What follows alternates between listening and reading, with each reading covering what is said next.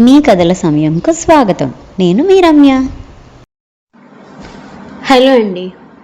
మన కథ నిజం కాదా 9వ భాగం వినే ముందు భాగాల లింక్స్ కిందున్న డిస్క్రిప్షన్ బాక్స్లో ఉన్నాయి. ముందుగా అవి వినేసి ఈ భాగం వినండి. ఇక కథలోకి వెళ్ళిపోదాం. ప్రొద్దుటే వచ్చిన సుబ్బుని చూసి కాళిదాసు, ఏంట్రా పొద్దుటే వచ్చో, డబ్బులేమన్నా కావాలా అని అడిగాడు. ఎప్పుడు డబ్బులు రందేనండి మీకు, మిమ్మల్ని చూడాలనిపించిందండి, వచ్చేసా అన్నాడు సుబ్బు యథాప్రకారం అరుగు మీద చతికిలు పడుతూ. ఏట్రా ఏళాకోళం, ఇలాంటి కుర్రగాడికి పొద్దున్నే నన్ను చూడాలనిపించిందా?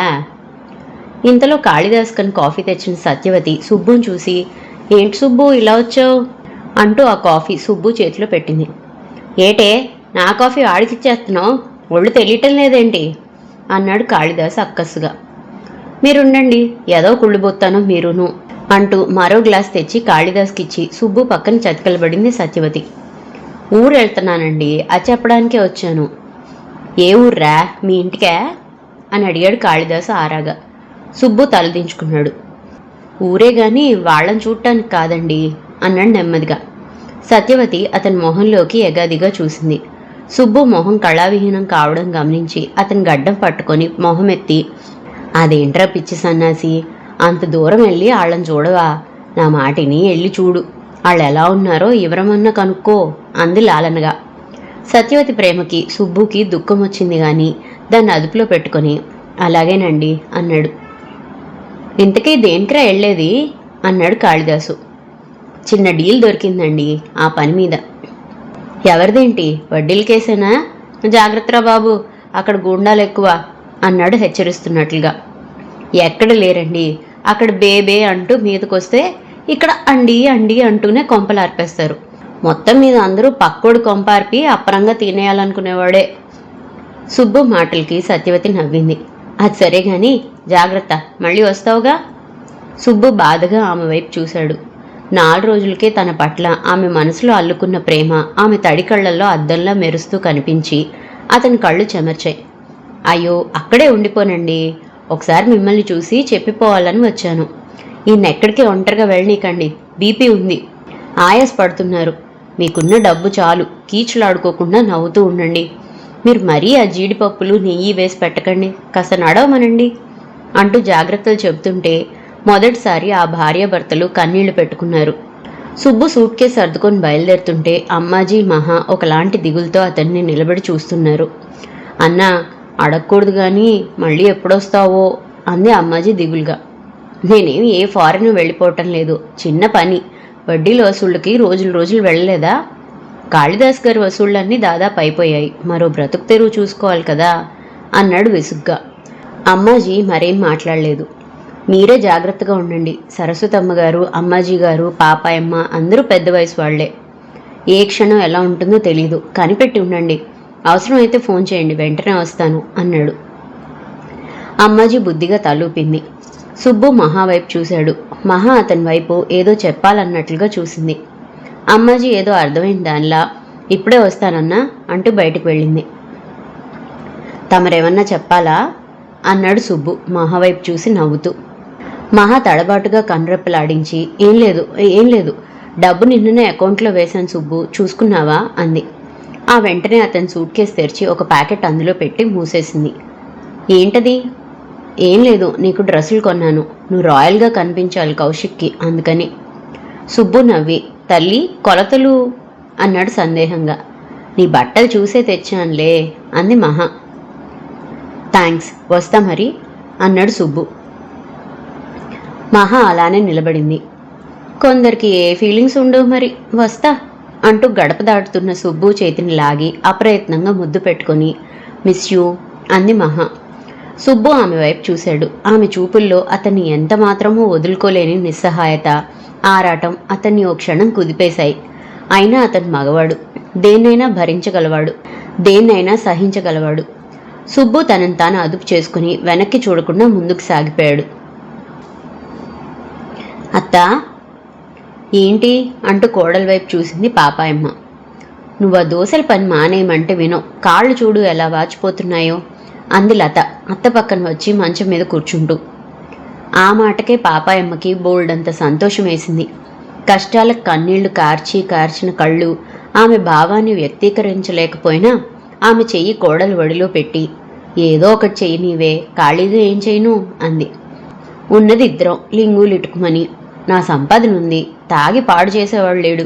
ఈ వయసులో ఇంత కష్టం అక్కర్లేదు. నా మాట విను, ఆరోగ్యం పాడు చేసుకోకత్తా.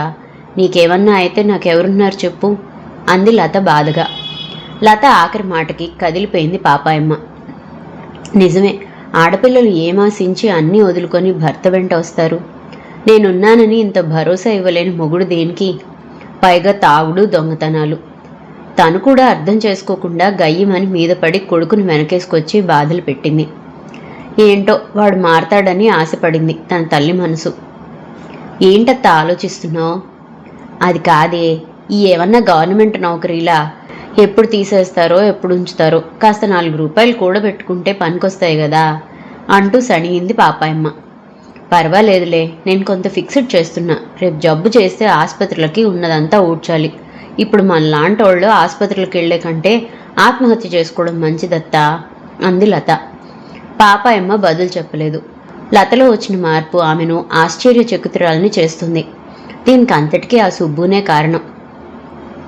ఏ తల్లి కన్న బిడ్డో, ఎందుకొచ్చాడో తెలియదు, తమ కొంపల్లో ఆరిపోతున్న దీపాలు వెలిగించాడు అనుకుంది మనసులో. సాయంత్రం రెడీగా ఉండు, నిన్నో చోటుకి తీసుకెళ్తా అంది లత మురిపెంగా అత్తగారి భుజాల చుట్టూ చేతులు చుట్టి. ఏటే బాబు, రోహిణి కార్తెలో కురిసిన వాన్లా నీ మాటలతో నన్ను సంపేత్తను ఏటి కథ అంది పాపాయమ్మ కోడలి వైపు అయోమయంగా చూస్తూ. బదులుగా లత నవ్వి, అప్పుడే చెప్పను అంది లేచి పర్సు తీసుకొని షాప్కెళ్తూ. సాల్లేవే, ఏదైనా సినిమాకి తీసుకెళ్తావో? నే రానే ఆ ఏదో సినిమాలకి అంది.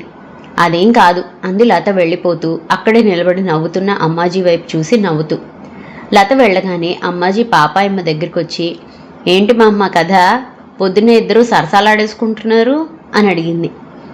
ఏంటోనే పాపం, సాయంత్రం నన్ను ఎక్కడికో అట్టుకెళ్తుందంట అంది పాపాయమ్మ. ఎల్లు మరి అంది అమ్మాజీ నవ్వుతూ. ఈ కాళ్ళు చూసావా, అరటి బోదల్లా ఎలా వాసిపోయాయో? వీటితో సికారులేంటే, పైగా దోశల వ్యాపారం మానేమంటున్నది. మానేస్తే ఆడికి. సరే సర్లే అంది పాపాయమ్మ నాలిక ఖర్చుకొని. ఆడికి? ఆడెవరు చెప్పు మా అమ్మ అంది అమ్మాజీ పాపాయమ్మని కుదుపుతూ. ఊరుకోవే, నోరు జారితే అదే అట్టుకొని ఏలాడిపోతావు మాయదారి సంత నీతో అంది విసుక్కుంటూ. నాకు అర్థమైందిలే, రామకృష్ణ వస్తున్నాడు కదూ, అతనికి పైసలు ఇచ్చి మేపుతున్నావు కదూ, ఉండు అన్నొచ్చాక అంతా చెప్తాను అంది కోపంగా అమ్మాజీ.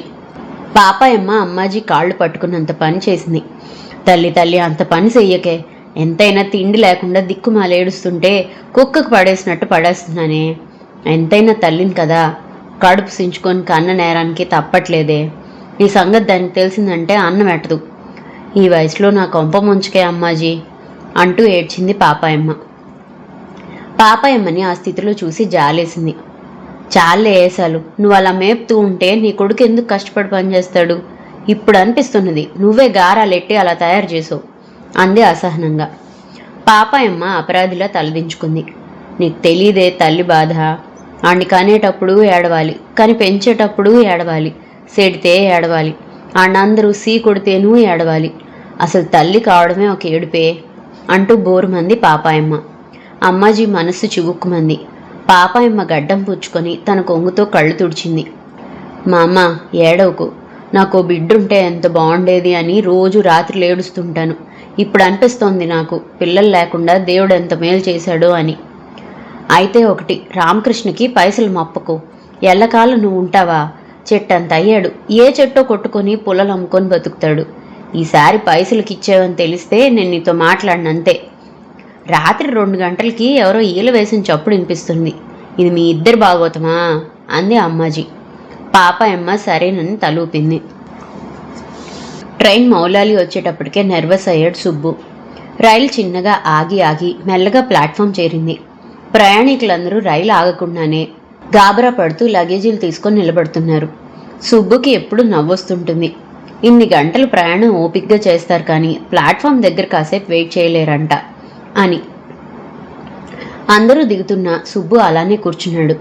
చివరికి కంపార్ట్మెంట్ ఖాళీ అయ్యాక సూట్ కేసు తీసుకొని మెల్లిగా అగమ్యంగా ప్లాట్ఫామ్ మీద నడక సాగించాడు. ఇప్పుడు ఎక్కడికి వెళ్ళాలి?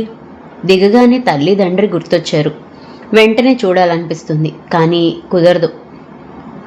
తల్లి తనని చుట్టేస్తుంది, తిరిగి వెళ్ళనివ్వదు. మళ్ళీ మామూలే కథ. అక్కడే అందులోనే కూరుకుపోవాలి. ఆ ముసలిదుండగా అది అసాధ్యం. అసలు తన తండ్రి ఇంటికి వెళ్ళాడో లేదో అన్నీ తెలుసుకోవాలనుంది, కానీ తను కనబడితే వాళ్ళు వదలరు. అలా ఆలోచిస్తూ అతను బయటికి వచ్చాడు. తల్లిదండ్రి ఉండే ప్రాంతాలు కాకుండా సోమాజిగూడ యశోదాకి దగ్గరగా ఉండే ఒక హోటల్కి క్యాబ్లో బయలుదేరాడు. రాజ్భవన్ రోడ్లో ఉన్న హోటల్లో దిగి కాలకృత్యాలు తీర్చుకొని తను ఎలా ప్రొసీడ్ కావాలో ఆలోచించుకున్నాడు సుబ్బు. ఇంతలో ఫోన్ రింగ్ అయింది. మహా. హలో అన్నాడు. ఎలా చేరావో తెలుసుకుందామని చేశాను సుబ్బు. అంతా ఓకే కదా అని అడిగింది మహా. అంతా ఓకేనే, మీరందరూ జాగ్రత్తగా ఉండండి. నాకేం, ఇది నేను పుట్టి పెరిగిన ఊరే. అమ్మాజీ వస్తుందా అని అడిగాడు సుబ్బు.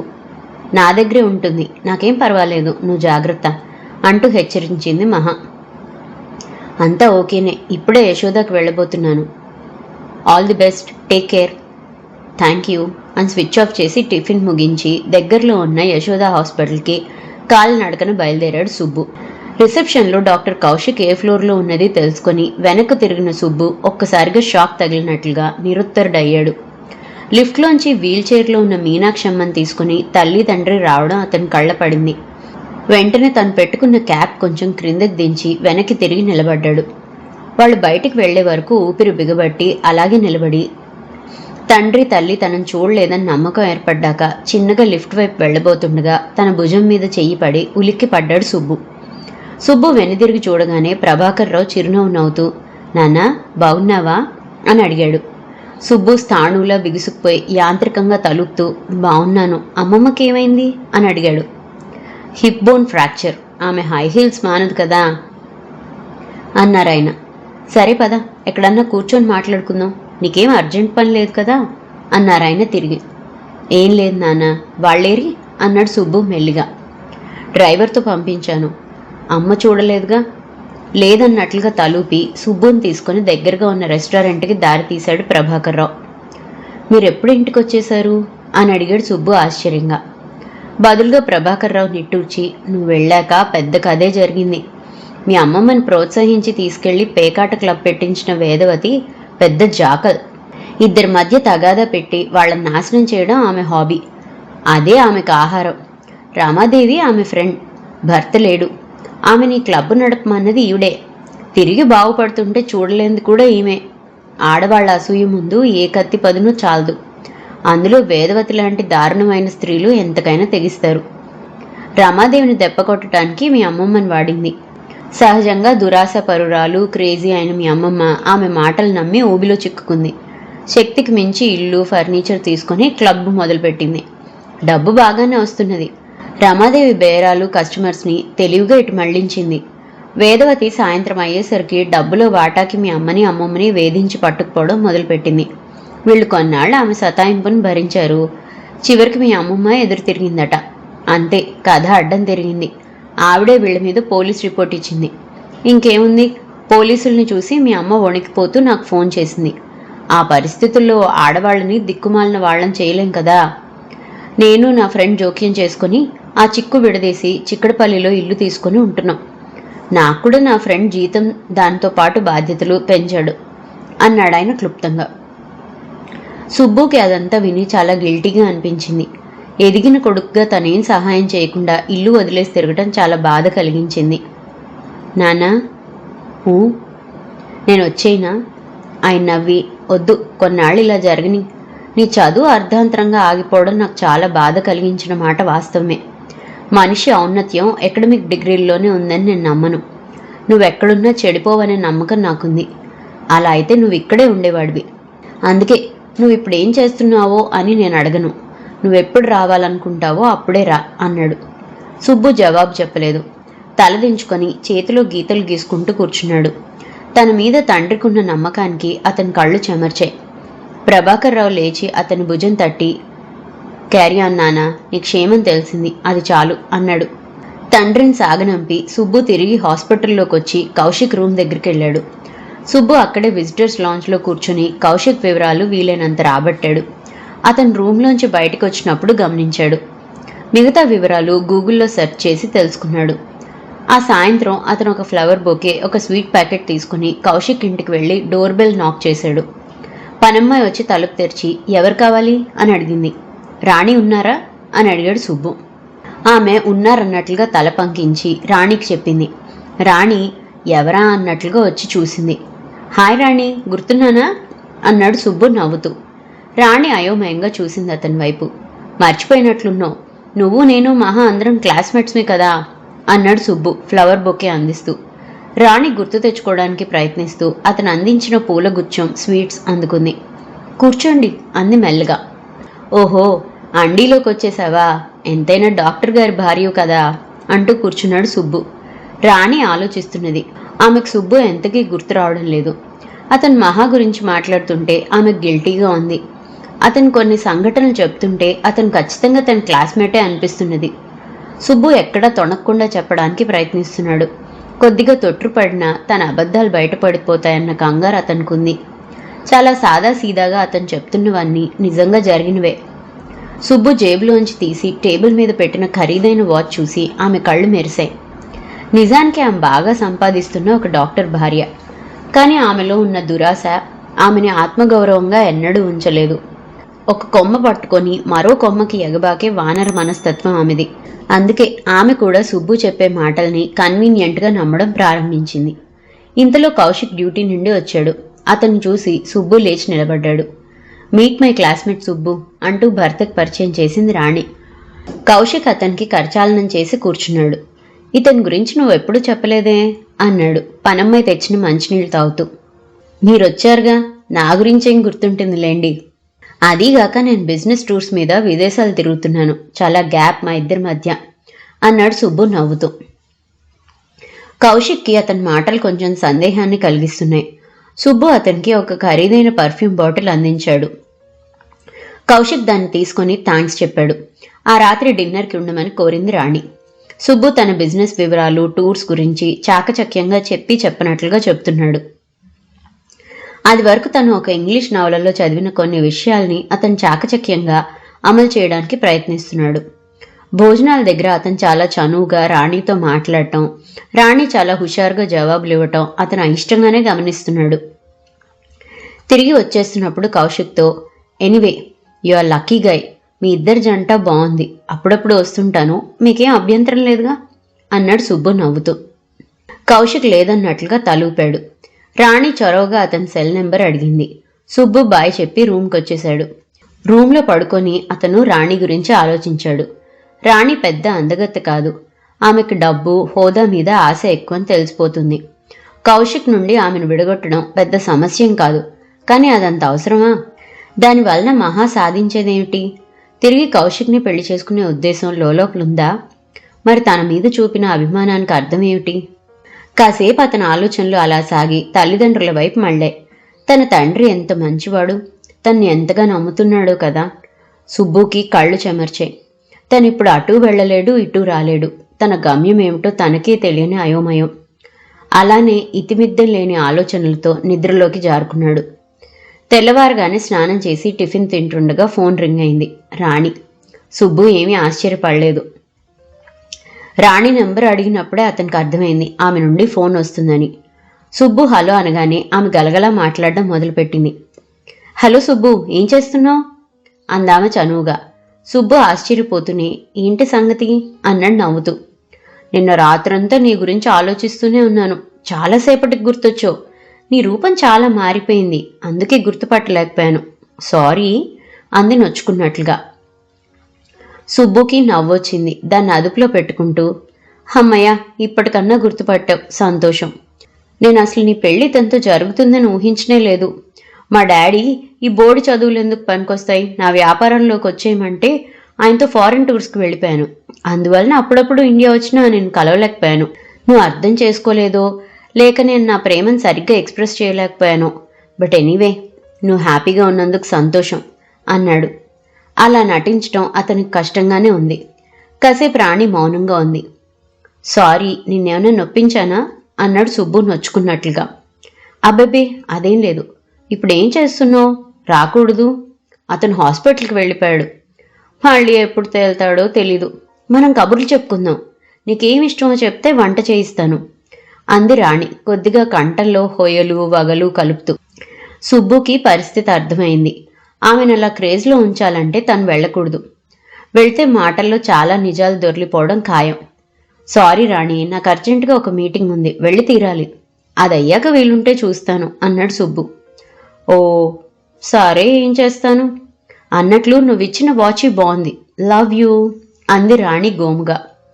ఇట్స్ ఆల్ రైట్, నాకు టైం అయింది, సీ యూ అంటూ స్విచ్ ఆఫ్ చేశాడు సుబ్బు. రాణి గాడిలో పడింది. ఇక ఇక్కడ కూర్చొని చేసేదేమీ లేదనిపించింది అతనికి. పదే పదే ఇక వాళ్ళ కళ్ళబడి అసలు గుట్టు బయట పెట్టుకోవడం ఇష్టం లేక తిరుగు టికెట్ తీసుకొని బయలుదేరాడు సుబ్బు. మహా సుబ్బు దగ్గరున్న ఒక ఇంగ్లీష్ నవల తీసుకొని చదువుతుంటే అమ్మాజీ గబగబా పరిగెత్తుకొచ్చి, అమ్మాయి గారు, సుశీలకు బాగోలేదంటండి అని చెప్పింది కంగారుగా. ఏ సుశీల అంది మహా పరధ్యానంగా. అదేనండి, ఉమ్మడి సుశీల. ఈ మధ్యన కనబడకపోతే ఏటో అనుకున్నాను, ఇప్పుడే కింద ఎవరో అంటే విన్నాను. అయ్యో, ఏమైంది అని అడిగింది మహా కూడా గాబరా పడుతూ. ఏమోనండి, ఆ దోశల కాడ ఎదవలందరూ ఎయిడ్స్ అని ఎటకారాలు చేసి నవ్వుతున్నారండి, నాకు చాలా బాధేసింది అంది అమ్మాజీ విచారంగా. ఆ మాట విని మహా మొహం బాధగా మారిపోయింది. సుశీల్ ఇల్లెక్కడా అని అడిగింది మహా. ఇక్కడ 3వ సందులోనేనండి, పద వెళ్ళి చూసొద్దాం. ఏటి, మీరు అక్కడికి వస్తారా? ఆ సందులో అడుగెట్టలేరు మీరు అంది అమ్మాజీ ఆశ్చర్యంగా. పర్వాలేదు పద అని చెప్పులేసుకుంది మహా. ఇద్దరూ క్రిందకు దిగుతుంటే విషయం తెలిసిన పాపాయమ్మ, ఏంటి దానికి అసలు ఎయిడ్స్ అంట, అక్కడికి వెళ్తారా? ఇంకా నయ్యం అంది కోపంగా. మా అమ్మ, ఎవరో ఏదో వాగితే అది నమ్మేయడమేనా? పైగా అదే అంటువ్యాధి కాదు అని మహా ముందుకు నడిచింది. అమ్మాజీ దారి చూపిస్తుంటే ఎంతో రోతగా ఉన్న ఆ వీధిలోకి అడుగు పెట్టింది మహా. సరిగ్గా అప్పుడే ఆ వీధిలో వాళ్ళు సుశీల పడుకున్న మంచం బయటికి లాగి ఇల్లు ఖాళీ చేయిస్తున్నారు. మహా సుశీల వైపు చూసింది. సుశీలకి మాట లేదు, మంచానికి అంటుకుపోయింది. ఉండండి, తొందరపడకండి, ఆమెకు ఎయిడ్స్ అని నిర్ధారణ అయిందా? రిపోర్ట్స్ వచ్చాయా అని అడిగింది మహా. ఇంకా ఏం నిర్ధారణ అవ్వాలమ్మా, దాని రూపు చూస్తే తెలియడంలే, అదొత్త తిరుగుబోతుముండా, ఎక్కడో అంటుకునే ఉంటుంది అన్నారు వాళ్ళు నిర్దయగా. మహా వాళ్లతో వాదించి లాభం లేదని నిర్ధారణ చేసుకుంది. వెంటనే అంబులెన్స్ కోసం ఫోన్ చేసింది. అంబులెన్స్ వచ్చేలోపునే అక్కడికొచ్చి నిలబడ్డ సుబ్బుని చూసి ఆశ్చర్యపోయింది మహా. ఏంటి సుబ్బు, అప్పుడే వచ్చేసావా అంది ఆశ్చర్యంగా. అవును గాని ఏంటి, సుశీలకి ఏమైంది అని అడిగాడు సుబ్బు కంగారుగా. అమ్మాజీ అంతా చెప్పింది. సుశీలని ముగ్గురు కలిసి హాస్పిటల్లో జాయిన్ చేశారు. మీ ఇద్దరు ఇంటికెళ్ళండి అని వాళ్ళని పంపించేసి అన్ని టెస్టులు చేయించాడు సుబ్బు. అక్కడ సెలైన్ పెట్టి కొన్ని ఇంజెక్షన్స్ ఇచ్చాక సుశీలలో కొంచెం చలనం వచ్చింది. ఆ రాత్రి సుబ్బు అక్కడే ఉండిపోయాడు. సుశీల పట్ల అతనికి చాలా సానుభూతి ఉంది. బీదరికం పరిస్థితులు ఆమె జీవితాన్ని ఎంతగా చిన్నాభిన్నం చేశాయో గ్రహించి అతను సుశీలను ఎప్పుడూ బాగానే చూసేవాడు. ఆ మర్నాడు రిపోర్ట్స్ వచ్చాయి. సుశీలకి అందరూ అన్నట్లుగా ఎయిడ్స్ సోకనే లేదు. విపరీతమైన ఆహార లోపం వలన ఆమె దారుణంగా శుష్కించిపోయింది. ఈ విషయం తెలిసాక అందరు నోర్లు మూసుకున్నాయి. సుబ్బు ఇంటికొచ్చాక కూడా మహా హైదరాబాద్లో ఏం జరిగిందో అడగడానికి ధైర్యం చాలలేదు. సుశీలను డిశ్చార్జ్ చేసే వరకు మహా ఏమీ అడగలేదు. ఈలోపునే ఒక స్త్రీ సదన్లో సుబ్బు మాట్లాడొచ్చాడు. మహా, అమ్మాజీ, సుబ్బు కలిసి సుశీలను తీసుకుని అక్కడికి వెళ్లారు. కూడా వచ్చిన వారిని బట్టి సుశీలకి మర్యాద పెరిగింది. సుశీలకు ఒక గది ప్రత్యేకంగా తీసుకుని డబ్బు కట్టింది మహా. కావలసిన మందులు, హార్లిక్స్ తదితర వస్తువులన్నీ ఏర్పాటు చేశాడు సుబ్బు. సుశీల వాళ్లకి చేతులు జోడించింది. నా జీవితంలో మొదటిసారి దేవుళ్ళని చూశాను అంటూ కళ్ళనీళ్లు పెట్టుకుంది. వీలైనప్పుడల్లా మేము వస్తుంటాం, సుశీల నా అక్క, మీకు అప్పచెప్తున్నా అని సుబ్బు చెప్తుంటే వలవలా ఏడ్చేసింది సుశీల. ఆ రాత్రి మహా సుబ్బుని వెళ్లిన పని గురించి అడుగుదాం అనుకుంటుండగా సుబ్బు ఫోన్ రింగ్ అయింది. సుబ్బు మహాని పిలిచి స్పీకర్ ఆన్ చేశాడు. హాయ్ సుబ్బు, ఏమైపోయావు, మళ్ళీ రానేలేదు అంది రాణి. రాణి గొంతు విని మహా బ్రుకుటి ముడిపడింది. కోపంగా సుబ్బు వైపు చూసింది. ష్ అన్నట్లు మహాకి సైగ చేసి, హాయ్ రాణి, అర్జెంటుగా కలకట్టా వెళ్లాల్సి వచ్చింది, ఇప్పుడు ఇక్కడే బిజినెస్ డీల్ మీద ఉన్నాను అన్నాడు ముద్దు ముద్దుగా. ఏంటలా చెప్పకుండా, నీకోసం ఎంతగా ఎదురు చూశానో తెలుసా? సారీ డార్లింగ్, నా వ్యవహారాలు అలాంటివి. నాకు చెప్తే నేను వచ్చేదాన్ని కదా, కలకట్టా చూడాలని నాకు ఎప్పటి నుండో కోరిక. నిజమా? నాకేం తెలుసు నువ్వు అలా రాగలవని. ఈసారి స్విట్జర్లాండ్ వెళ్ళినప్పుడు తీసుకెళ్తాను. ఇక్కడ బిజీగా ఉన్నాను, తర్వాత కాల్ చేస్తాను అంటూ ఫోన్ ఆఫ్ చేసి మహా వైపు చూసి కొంటెగా నవ్వాడు సుబ్బు. మహా కోపంగా అతని చేతిలో ఫోన్ లాక్కొని విసిరేయబోయింది. సుబ్బు లాఘవంగా దాన్ని పట్టుకొని, ఎందుకు తమకంత కోపం మేడం అన్నాడు నవ్వుతూ. నువ్వు చేస్తున్న పనేంటి? నేనెందుకు పంపాను, నువ్వేం చేస్తున్నావు అంది. బదులుగా పక్కపక్క నవ్వాడు సుబ్బు. నీకు వాళ్ళిద్దరూ విడిపోవడమే కదా కావాలి, ఆ పని ఎలా జరిగితే నీకేంటి? వెంటనే బదులు చెప్పలేకపోయింది మహా. కానీ ఆమె కళ్ళల్లో లీలగా నీళ్లు కదలడం చూసి విచిత్రులయ్యాడు సుబ్బు. మహా సర్రున తన గదిలోకి వెళ్లి తలుపేసుకుంది. సుబ్బు ఆమె ప్రవర్తనకి కొద్దిగా నివ్వెరపోయాడు. కొంచెం అర్థమైనా అందుకు ఆనందం కలిగినా వెళ్ళిపోతూ మహా తండ్రి చెప్పిన మాటలు గుర్తొచ్చి ఒకలాంటి నిర్లిప్తత ఆవరించి మహాతో మాట్లాడాలనుకుని కూడా మౌనం వహించి అటు తిరిగి పడుకున్నాడు. సుబ్బుకి ఆలోచనలతో ఏ తెల్లవారుజామునో నిద్ర పట్టేసింది. అతను కలతగానే నిద్రపోయాడు. మెలకువ వచ్చి చూసేసరికి తూర్పులో చీకటి వెలుస్తుంది. పక్షులు గోలగోలగా అరుస్తున్న ధ్వని. లేచి టెర్రస్ మీదకి వచ్చాడు. అక్కడ కుర్చీలో ఒక్కతే కూర్చుని శూన్యంలోకి చూస్తున్న మహాని చూడగానే అతనికి ఆశ్చర్యంతో కనుబొమ్మలు పైకి లేచాయి. కాని వెంటనే పలకరించలేకపోయాడు. మెల్లిగా శబ్దం కాకుండా లోపలికి వచ్చి మొహం కడుక్కున్నాడు. వంటగదిలోకి వెళ్లి కాఫీ కలిపి ఇద్దరికీ మగ్స్లో పోసి టెర్రస్ మీదకొచ్చి, హలో మహా, గుడ్ మార్నింగ్ అంటూ ఒక మగ్ మహాకి అందించాడు. మహా అతని వైపు ఆశ్చర్యంగా చూసి, అప్పుడే నిద్రలేచావా అంది. సుబ్బు చిరునవ్వు నవ్వి, నేను నిన్ను ఆ ప్రశ్నే వేద్దామనుకున్నాను అన్నాడు. మహా అది వరలా పెంకిగానో చిలిపిగానో అతనికి జవాబు చెప్పలేదు. మగ్ అందుకొని కాఫీ సిప్ చేస్తూ, నీకు బాగానే వచ్చేసింది కాఫీ పెట్టడం అంది నవ్వుతూ. థ్యాంక్స్, ఫిల్టర్లో ఆల్రెడీ డికాషన్ ఉంది, పాలు వేడి చేసి కలిపాను అంతే అన్నాడు సుబ్బు తిరిగి తను నవ్వుతూ. కాసేపు ఇద్దరి మధ్య మౌనమే చోటు చేసుకుంది. సూర్యుని తొలి కిరణాలు పడి గోదావరి ఎర్రగా మెరుస్తుంది. దూరంగా జాలరి పడవలు సాగుతున్నాయి. ఆకాశంలో వెలుగు ఎరుపుని మింగే ప్రయత్నం చేస్తుంది. ఎన్నిసార్లు చూసినా కన్నుల పండగే ఆ దృశ్యాలు. సుబ్బు, మహా మెత్తగా పిలిచింది. ఊ అన్నాడతను. మనుషుల మనసుల మీద వాతావరణం ఎంతో ప్రభావితమవుతుంటుంది. చల్లగాలి వాళ్ల శరీరాలకు తగిలి మనసుని ఆహ్లాదపరుస్తుంది. ఇక నువ్వు కౌశిక్ రాణిల జోలికెళ్లకు. మహా మాటలకి చాలా ఆశ్చర్యంగా చూశాడు సుబ్బు. అదేంటి, వాళ్ల మీద కక్ష తీర్చుకోవడానికే కదా నువ్వు మా లాంటి వాళ్ల మధ్య ఉండి ఇన్ని కష్టాలు పడుతున్నావు. మహా సుబ్బు వైపు చూసి తలదించుకుంది. సీతను చూశాక నాకు నిజమైన కష్టాలేమిటో తెలిసాయి. నువ్వు, అమ్మాజీ, పాపాయమ్మ, మా అమ్మ, ఇంకా అమ్మాణమ్మ గారు వీళ్ళందరినీ చూశాక గానీ నాకు తెలియని ప్రపంచం ఒకటి ఉందని తెలీదు. రాణి, కౌశిక్ నాకు ద్రోహం చేశారు నిజమే. వాళ్ళని చంపేసినా పాపం లేదని అనిపించింది నాకు.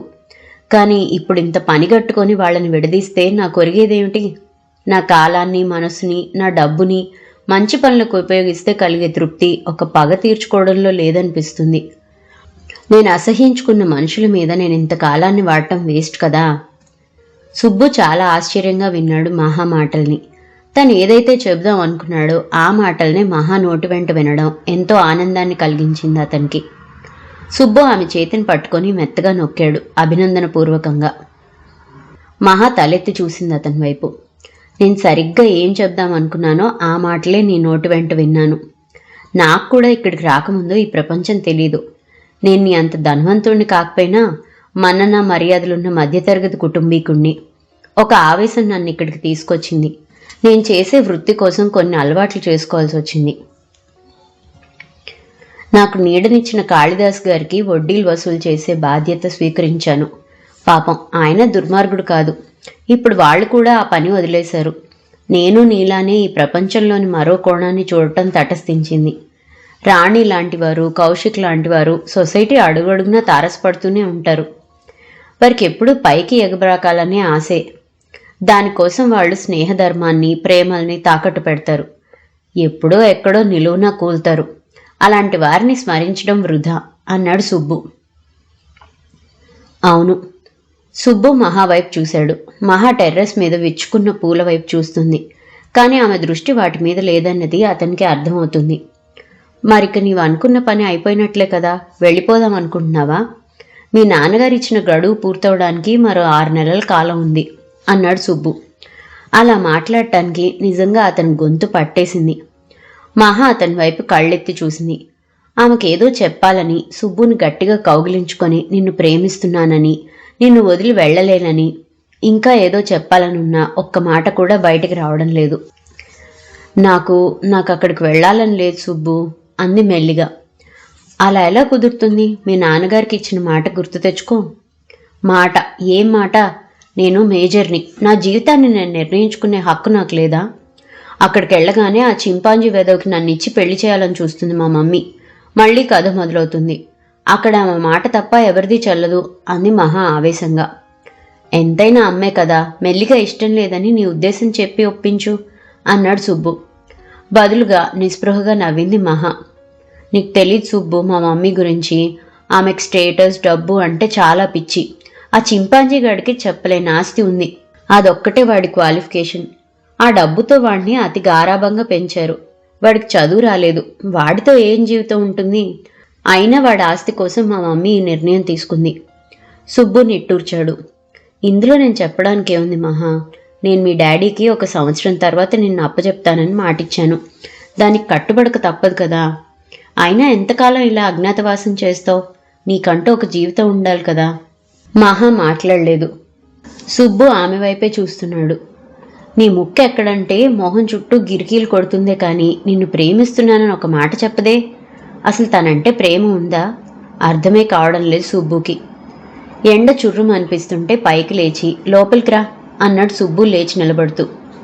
మహా అతని వెంట లోనికి నడిచింది మౌనంగా. ఆ రోజు ఎలాగైనా దెబ్బలాడి అత్తగారిని బయటికి వెళ్ళడానికి ఒప్పించి లేవదీసింది లత. మాయదారి సంత, నడవలేని మొర్రో అంటే నా ఎంట పడుతుంది ఈ పిల్ల. ఈ కోడళ్ళకి ప్రేమ వచ్చినా పగొచ్చినా తట్టుకొని సావలేం అంటూ గింజుకొని చివరికి చీర సింగారించింది పాపాయమ్మ. ఆ తతంగమంతా పకపక నవ్వుతూ గమనిస్తుంది అమ్మాజీ. అమ్మాణమ్మగారు, సరస్వతమ్మగారు కూడా చిన్నగా నవ్వుతూ పాపాయమ్మ మేకప్ గమనిస్తున్నారు. నేను తలదువ్వు ముడిచుట్టనా మా అమ్మ అంటూ విరగబడి మళ్ళీ నవ్వింది అమ్మాజీ. సుబ్బు కాళిదాస్ గారింటికి వెళ్తానని వెళ్లడంతో మహా కూడా క్రిందకు వచ్చి ఆ తతంగాన్ని చిరునవ్వుతూ వీక్షిస్తున్నది. నీకు బాగా ఎకసెక్కాలు ఎక్కువయ్యాయే. నాదొక తల, మళ్ళీ దాన్ని నువ్వు దువ్వడం. ఎక్కడి నుంచి తనకొస్తుంది ఆ మాయదారి నవ్వు అంటూ చేతిలోని దువ్వెనతో ఒక్కటిచ్చింది అమ్మాజీకి. అమ్మాజీ నవ్వు ఆపలేదు. ఇప్పుడు సీరలో అచ్చు ఇందిరాగాంధీలాగున్నావనుకో, కావాలంటే అద్దంలో చూసుకో అంటూ మళ్ళీ పక్కపక్క నవ్వింది. నిన్ను బెడ్డిచ్చు కొట్టానంటే మూతి ముక్కు ఏకమైపోతాయి. యాదవ సన్నాసి, యాదవ నవ్వు ఇది అంటూ పాపాయమ్మ రాయి కోసం వెతికింది. ఇంతలో బయట వీర్రాజు ఆటో తెచ్చి హారన్ కొట్టాడు. వీర్రాజు పాపాయమ్మ దగ్గర దోశలు ఖాతాదారే. రాండి మామగారు, అవతల నా బేరాలు పోతాయి అంటూ గట్టిగా కేకేశాడు వీర్రాజు. పదండి అంటూ లత అత్తగారు చేయి పట్టుకొని లాక్కెళ్ళింది. అమ్మాజీ, లత కష్టపడి పాపాయమ్మని ఆటో ఎక్కించారు చిన్నగా. అందరూ టాటా చెప్తుంటే ఆటో కదిలింది మెల్లగా. ఎక్కడికండి? సినిమాకా అని అడిగాడు వీర్రాజు. కాదు, కోటగుమ్మానికి పోని అంది లత. అక్కడికి ఎందుకే అంది పాపాయమ్మ నీరసంగా. లత నవ్వింది కానీ జవాబు చెప్పలేదు. భజన్లాల్ బంగారం షాప్ దగ్గర ఆపు అంది లత వీర్రాజుతో. ఆటో షాప్ ముందు ఆగింది. ఇక్కడికెందుకే అంది పాపాయమ్మ అర్థం కాక. చెప్తాను కదండి అంటూ వీర్రాజు సాయంతో పాపాయమ్మని ఆటోలోంచి దింపింది లత. నువ్వుండు, వెళ్ళిపోకు అని వీర్రాజుని హెచ్చరించి చిన్నగా పాపాయమ్మని చేయి పట్టుకొని లోనికి తీసుకెళ్ళింది లత. షాప్లో తోటి సేల్స్ గర్ల్స్ తదితరులు చిన్నగా నవ్వి, మీ అత్తగారా అని అడిగారు లతని. పాపాయమ్మ స్టూల్ మీద కూర్చోలేదని ఒకరు కుర్చీ తెచ్చి వేశారు. పాపాయమ్మకి ఆ వాతావరణం సిగ్గుగా ఉంది. భయంగా కుర్చీలో కూర్చుంది, బిక్కుమని చూస్తూ. లత చెప్పిన ప్రకారం పాపాయమ్మ వయసుకు తగిన దిద్దులు, గొలుసులు తెచ్చి చూపించింది ఒక అమ్మాయి. 7 రాళ్ల దుద్దులు, గుళ్ళ గొలుసులు, పలకసర్లు చూపించి, అత్తా ఇందులో ఏవి నచ్చాయో చెప్పు అని అడిగింది లత. కోడలి వైపు అయోమయంగా చూస్తూ, దేనికి ఇవన్నీ అని అడిగింది పాపాయమ్మ. నీకే అత్త, నీ చెవులు బోసుకు ఉన్నాయి, మెళ్ళో ఆ నల్లతాడు అసలు బాగోలేదు అంది లత. మాయదారి సంత, అక్కడ లేవు ఇక్కడ లేవు మురికి కాళ్లకు మువ్వల పట్టీలు అన్నట్లు ఈ సోకులు సచ్చేదానికి నాకెందుకు? వయసు పిల్లవి, నువ్వు కొనుక్కో అంది పాపాయమ్మ విసుగ్గా. గట్టిగా మాట్లాడకత్తా, చెప్పు, పలకసర్లైతే గుచ్చుకుంటుంది, ఈ గుళ్ళ గొలుసు తీసుకుంటా అని ఒక పేట గుళ్ళ గొలుసు, 7 రాళ్ల దిద్దులు తీసుకుంది. ఇంతలో భజన్లాల్ తమ్ముడొచ్చాడు నవ్వుతూ. లత లేచి నిలబడి నమస్కరించింది వినయంగా. పాపాయమ్మ కూడా లేవబోయింది. కూర్చోండి కూర్చోండి, మీరిప్పుడు మా కస్టమర్స్, ఇవి నచ్చాయా అని వాటికి తరుగు మజూరీ లేకుండా రేటు కట్టించాడాయన. ఆ తర్వాత లత నెలవారీ బంగారానికి కడుతున్న డబ్బుని మినహాయించి బిల్లు వేయించాడు. లత వాటిని తీసుకొని పాపాయమ్మని ఆటో ఎక్కించి దేవి చౌక్కి పొమ్మని చెప్పింది వీర్రాజుకి. నాకెందుకే ఇవన్నీ, రేపో మాపో సచ్చేదాన్ని అంటూ దారి పొడుగునా గొణుగుతూనే ఉంది పాపాయమ్మ. దేవి చౌక్లో అమ్మవారికి పూజ చేయించి అక్కడే పాపాయమ్మ మెడలో గొలుసు వేసి చెవులకు దిద్దులు పెట్టింది లత. పాపాయమ్మ కోడలు బుగ్గలు ప్రేమగా పుణికి, నా తల్లి, నిన్నాడి మీద ప్రేమతో తిట్టిపోసేదాన్ని, ఆడికెన్ని ఎదవేశాలున్నా దాచిపెట్టి నిన్ను మోసం చేసి పెళ్లి చేశాను. ఏదో ఆడు బాగుపడతాడని ఆశ. ఇన్నాళ్ళకు ఆ సుబ్బు పొన్నేనా 4 మెతుకులు తింటున్నాం అంది కన్నీళ్లతో. అవన్నీ తలుచుకోకండి, తలరాత్రులు ఎవరూ మార్చలేరు అంటూ పాపాయమ్మని ఆటోలో కూర్చోబెట్టి పక్క మిఠాయి షాప్లో 1 కేజీ మిఠాయి తీసుకుని ఆటో ఎక్కింది లత. పాపాయమ్మ కోసం ఎదురు చూస్తూ బయటే కూర్చున్న అమ్మాజీ జిగేల్మంటున్న పాపాయమ్మని చూసి కేరింతలు కొడుతూ, ఓర్ దేవుడో, ఇందిరాగాంధీలా వెళ్ళి పాత సినిమాలో కన్నాంబలా వచ్చేసావేంటి మా అమ్మ అంటూ నవ్వింది. సాల్లేవే ఎదవాగుడు నువ్వును, ఈ పిల్ల వద్దంటున్నా సచ్చే వయసులో నాకు ఈ సోకులు చేసింది అంటూ లోపలికి నడిచింది. నిజం మా అమ్మ, మహారాణిలో ఉన్నావు, లత భలే చేసావు నువ్వు అంది అమ్మాజీ మెచ్చుకోలుగా. లత అందరికీ స్వీట్స్ పంచింది. అమ్మానమ్మ సరస్వతమ్మ గారు కూడా లతని అభినందించారు. మహా కూడా క్రిందకి దిగొచ్చి పాపాయమ్మని కౌగిలించుకొని ముద్దు పెట్టుకొని, బాగున్నావు మా అమ్మ, లవ్లీ అంది ప్రేమగా. ఎన్నో ఏళ్ల తర్వాత ఎండిపోయిన గుండెలో తడి కదిలి పాపాయమ్మ కళ్ళు నీళ్లతో నిండుకున్నాయి. సుబ్బు కొన్ని పళ్ళు కొనుక్కొని మొదట సీత దగ్గరికి వెళ్ళాడు. సుబ్బుని చూసి సీత లేచి నిలబడింది.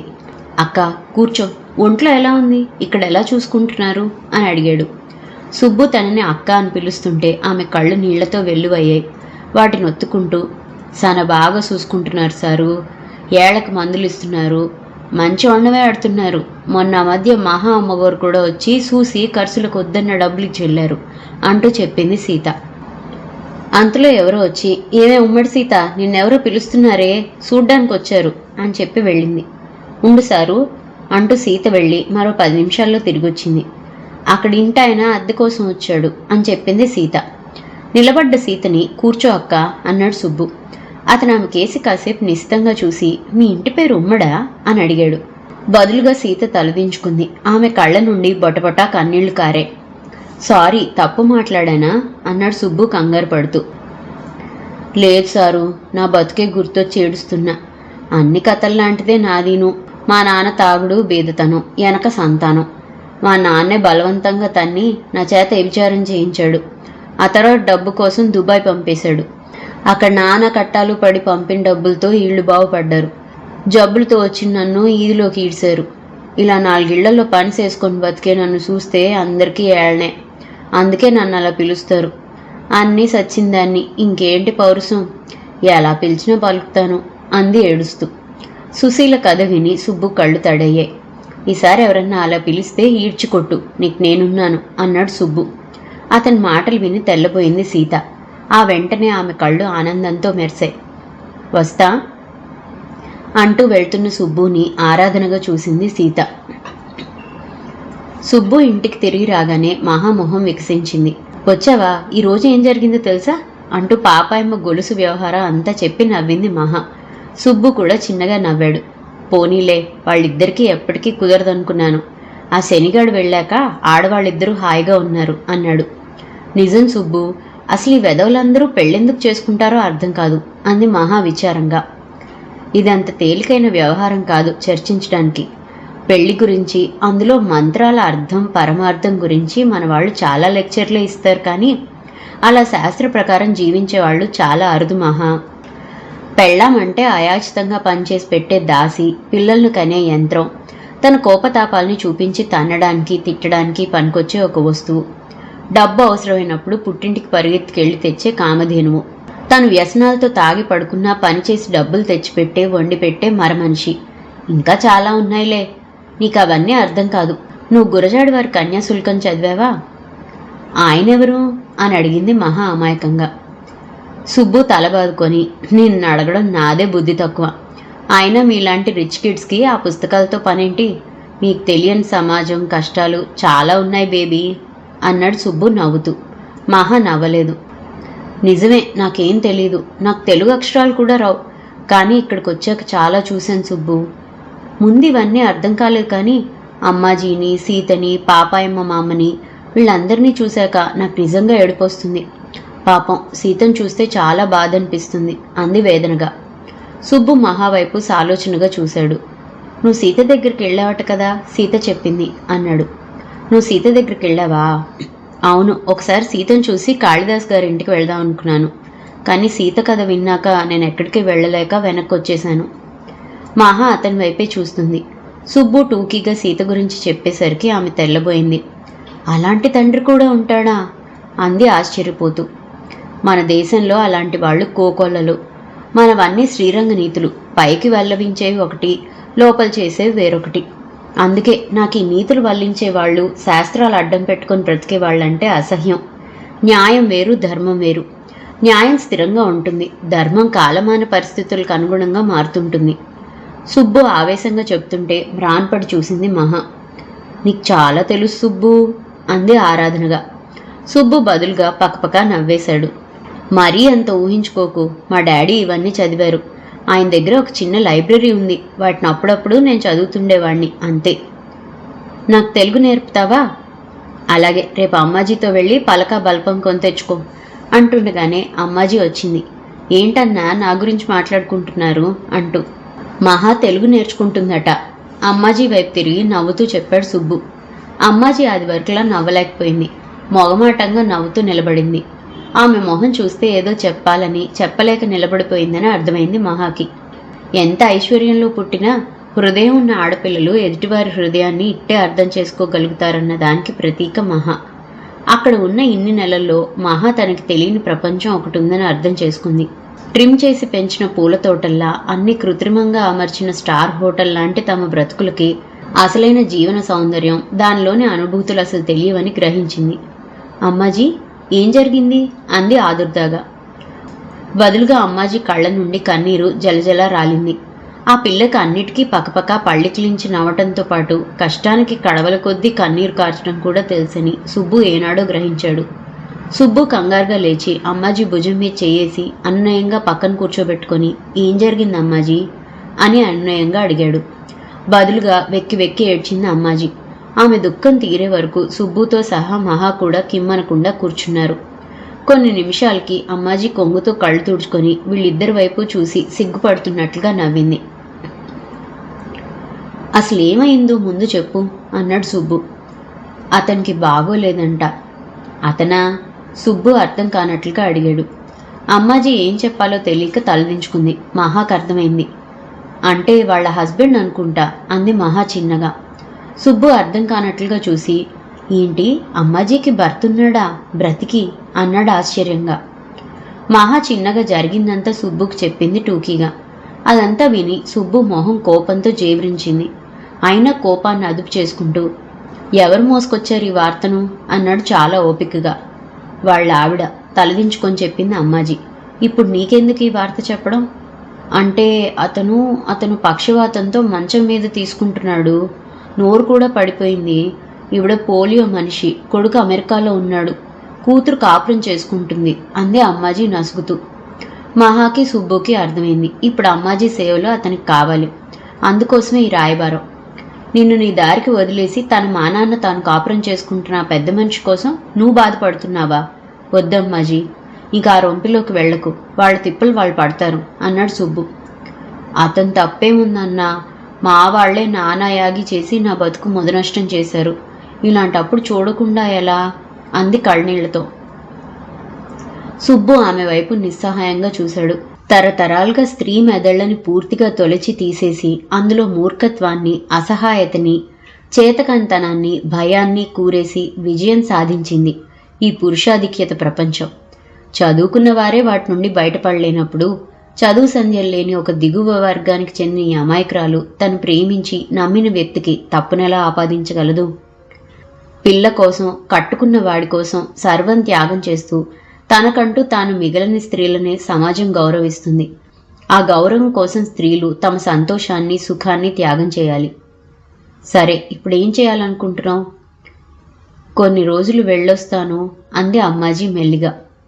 సుబ్బు మహా మొహమొహాలు చూసుకున్నారు. నీ ఇష్టం అమ్మాజీ, కానీ ఒక్క మాట, అక్కడ ఏమాత్రం బాగోకపోయినా తిరిగి వచ్చే, ఇక్కడ నేనున్నానని మర్చిపోకు అన్నాడు సుబ్బు. ఆ మాటకి చాలా సంతోషించింది మహా. అవునమ్మాజీ, నీకు మేమెప్పుడూ ఉన్నాం అంది. అమ్మాజీ తలూపింది కళ్ళ నీళ్లతో. అమ్మాజీ బయలుదేరుతుంటే క్రిందకు వచ్చారు సుబ్బు మహా సాగనంపడానికి. ఈ సంగతి తెలిసి పాపాయమ్మ బయటకొచ్చింది పడుతూ లేస్తూ. ఓసి నీ దుంపదగా, ఎక్కడికే? నిన్ను గాలికి ధూళికి వదిలేసి నా తొత్తు కొడుక్కి సేవ చేయడానికి వెళ్తున్నావంటే? నేలకి పోయేది నెత్తికి రాసుకుంటామంటే ఇదే నెపిచ్చిముండా. ఏదో లేసులల్లి 4 రూపాయలు సంపాదించుకుంటున్నాం. దేవుడిచ్చిన అన్న సుబ్బు ఉండనే ఉన్నాడు. ఇంక పాపగారు సరే సరి, నా మాటిను, ఎల్లద్దే అంటూ రాగాలు తీసింది. అమ్మాణమ్మగారు సరస్తమ్మగారు కూడా ఇష్టం లేనట్లుగానే నిస్సహాయంగా చూశారు. ఆయన ప్రేమలో ఉన్న విషయాన్ని పూర్తిగా తలకెక్కించుకున్న అమ్మాజీ ఎవరి మాట వినలేదు. మళ్ళీ వచ్చేస్తామా అమ్మా అంటూ ఆటో ఎక్కింది. అమ్మాజీ నిష్క్రమణతో అక్కడ అందరూ కన్నీళ్లతో డీలా పడి ఎక్కడి వాళ్ళు అక్కడే కూలబడిపోయారు. చెప్పలేని నిస్త్రాణ దుఃఖం అందరినీ ఆవరించేసింది. తన దుఃఖాన్ని ఒంటరితనాన్ని తెలియనివ్వకుండా అందరి తలలో నాలుకలా తిరిగిన అమ్మాజీ ఆ బిల్డింగ్లో ప్రాణవాయువు లాంటిదని అందరికీ అర్థమైంది. సుబ్బు మొదటిసారిగా కన్నీళ్లతో మంచానికి అడ్డంగా పడుకున్నాడు. మహా కూడా చాలా నిస్తేజంగా మారిపోయింది. ఆ బిల్డింగ్లోకి రాగానే తనని ఆదుకొని తనతోనే ఉన్న నిచ్చెలి అమ్మాజీ. మహా మహా, అమ్మాజీ ఇలా చేసిందేమిటి మహా అన్నాడు బాధగా. మహా కూడా అదే దుఃఖంలో ఉంది. అవును సుబ్బు, నాకు ఏడుపు వస్తున్నది అంది మహా ఏడుస్తూనే. ఇదండి మన కథ నిజం కాదా 9వ భాగం. మరో భాగంతో మళ్ళీ కలుసుకుందాం. అంతవరకు సెలవు. ఈ కథ కనుక మీకు నచ్చినట్లయితే లైక్ చేయండి, షేర్ చేయండి. అండ్ మరిన్ని ఇంట్రెస్టింగ్ కథల కోసం ప్లీజ్ సబ్స్క్రైబ్ టు మీ కథల సమయం. Thank you.